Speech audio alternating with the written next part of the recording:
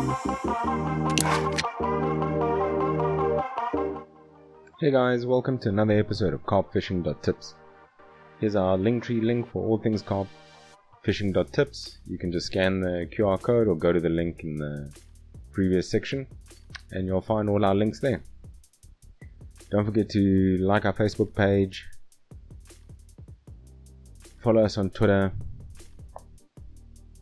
or even follow us on Instagram. And then you know you got to like, subscribe, thumb up. This week we're still at 50 Rand Dam. This is where we were fishing. And we were trying a suggestion from a subscriber, Croy FN. He suggested we try some brown bread with chop chop. So in classic CarpFishing.Tips methodology, we ignored what he said and just made our own chop chop and brown bread bait and threw it into the water as a pre-bait. Cryo, is it Cryo? I think it's Cryo FN. He said what you do is you just take some of the brown bread, put a bit of water on it, put on some chop chop, and then turn it into a dough and just add it to the hook bait. So that's what we did on 2 of our rods, and we put some chop chop on the bowl dip itself and some eucalyptus or gum tree, depending on what you prefer, on our bowl dip. So one sweet, one strong, and then on that one we had the blow train Tutti Frutti Millies.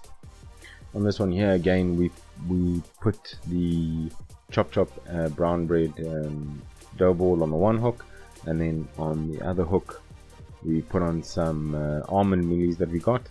We've just been testing almond because of the 2 really good fish we got about 2 weeks ago. They liked almond, so we thought maybe the fish have changed their taste and they all like almond. So we've been testing out the almond to see what's going on. This specific little telescopic that we've got, we had a blow up, well, a small little ripple on the water right in front of the swim, in between the reeds and the bank. So as soon as I saw that happen when I threw in the first rod, I was like, oh well, let me put the telescopic in the middle there. As per usual, the telescopic's always a really good one to put in the margins, because you can't really cast it out that far, and it doesn't exactly have the best backbone to fight fish. But as you saw 2 weeks ago, you know, it managed to land what was it, a 3.5, 4 kilo no, it was the 2.5, 3 kilo fish that I landed on the little telescopic. So for all it's worth, it's actually can handle just fine, no problem. You'll notice that most of my rigs have hair rigs on them, or at least one of them has a hair rig on it. I never used to be able to catch much fish on a hair rig, and I never used to like them. But over the last 6 months, maybe, I've actually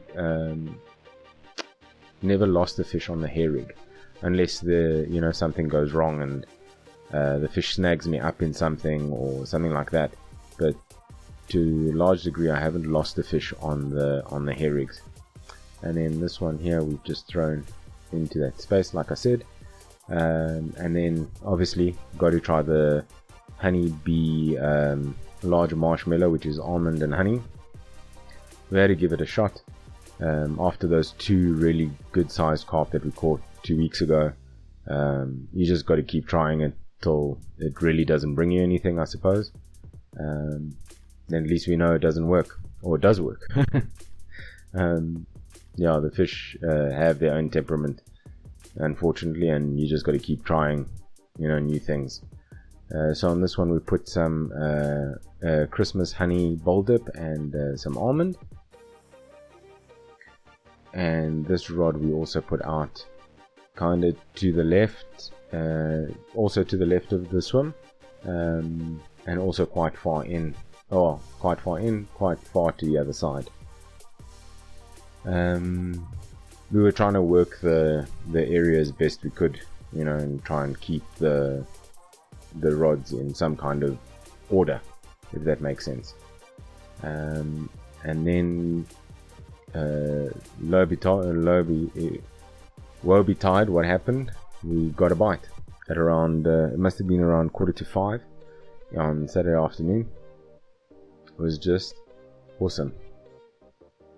I couldn't figure out what it was the whole time I was fighting the fish. It was fighting so weird, and then on top of it, it swam into my other rod. So I couldn't figure out if it gotten tangled up, if it had taken the line, or if it had just gone underneath the line, over the line, like what had happened. Fortunately, he didn't tangle himself too much in the line, and it was just, he literally just moved the line from being very tight to being a slack line. And our trusty net, as you can see, we've gotten quite good at getting it unrolled and ready for action. Oh, this fish was behaving so weirdly, we couldn't figure out what it was. For a moment, and I thought it was quite a small fish because it wasn't really fighting that hard. But obviously as it came closer to the bank, the fish tend to get scared and they run away. So that's when you feel a bit more of the pressure, and then, you know, the drag would go spinning, and then you'd think, well, this thing must be really big, and then you reel it up and there's nothing there. You know, there's not that much weight coming back.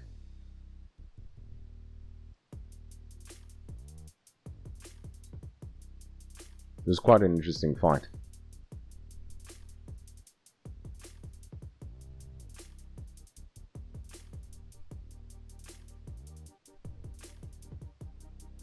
And the whole day we kept seeing rises all around us, and in this bay.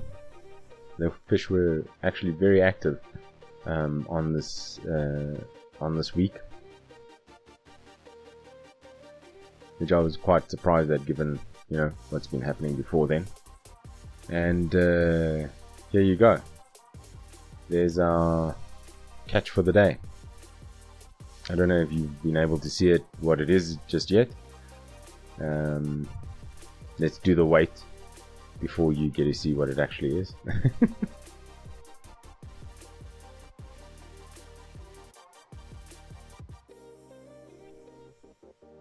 So there's 3.03 kilograms, so it's about 2.5 kilos, 2.4. I measured the net afterwards, and as you can see, it's nice, decent sized African catfish, of all things. Who knew? This was caught on a garlic float with millies behind it, and devil's fork on the bowl dip, and fireball. There's fireball and devil's fork. It's really, really cool. I haven't caught a catfish in a while. Probably about a year ago I caught a catfish, and the beauty about the hair rig is it catches the fish right in the corner of the mouth almost every single time. This guy wasn't going anywhere. And then, as a parting shot, the sunset. Nothing better. Fish on the line and a beautiful sunset to see you off. And that's it for this week's CarpFishing.Tips, now with catfish. And the question that remains, did our subscriber tip help us? And did it catch us the fish? Well, we'll let you decide. Truth of the matter is that we tried it. We might have not caught anything on the actual hook with a bait, but I definitely think that putting in that brown bread with the chop mix in the beginning of the session, I think that still did something to the fish, and I really, really appreciate the tip. Thank you so much for the tip, Croy FN, and we dedicate this beautiful African catfish to you. Anyway guys, that's us for this week, and tight lines. Hope you have an awesome weekend.